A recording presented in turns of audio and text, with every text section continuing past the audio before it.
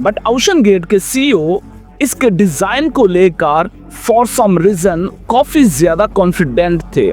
उनका यह मानना था कि इस डिजाइन को Washington university aircraft company Boeing और नासा ने मिलकर बनाया था, इसलिए टेंशन लेने की कोई जरूरत नहीं। अब सच बात क्या थी, वाकया ही में ये एजेंसीज ने अप्रूव किया था कि इन्हें ये तो नहीं पता, लेकिन चलो इस इशू को साइड पर रखते हैं और सामने लाते हैं दूसरे इशू। क्या जो दूसरे पैसेंजर्स थे जिन्हें डीप सी का अच्छा खासा प्रैक्टिकल एक्सपीरियंस था, उन्होंने इसमें बैठने से पहले क्या कोई रिसर्च नहीं किया था? क्योंकि एक बेसिक रिसर्च से ही मालूम पड़ जाता है कि सबमरीन के पास पैसेंजर्स के एक्सपीरियंस भी कुछ खास नहीं थे। एक पैसेंजर डेविड पोक की अगर माने, उनका रिव्यू था कि इसमें बैठना सुसाइड करने से कम नहीं है।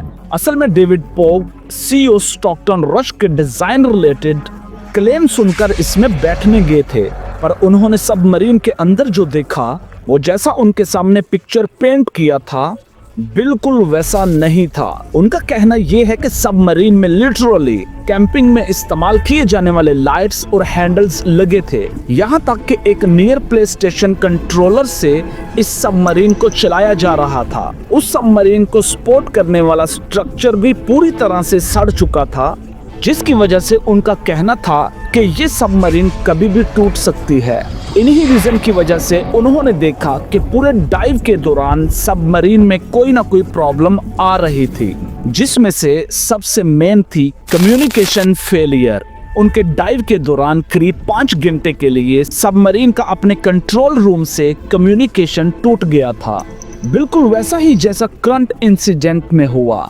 पर उनके केस में वो लकी थे कि किसी तरह से कम्युनिकेशन रिस्टेब्लिश हो गया और वो अपनी कहानी सुनाने के लिए आज जिंदा बच गए। और इसीलिए मैंने आपको पहले भी कहा था कि ये ओशन गेट स्टाफ के साथ ये पहले भी हो चुका था, पर इससे भी ज्यादा ड्रोना एक्सपीरियंस था इसके एक दूसरे पैसेंजर आर्थर लोबल का।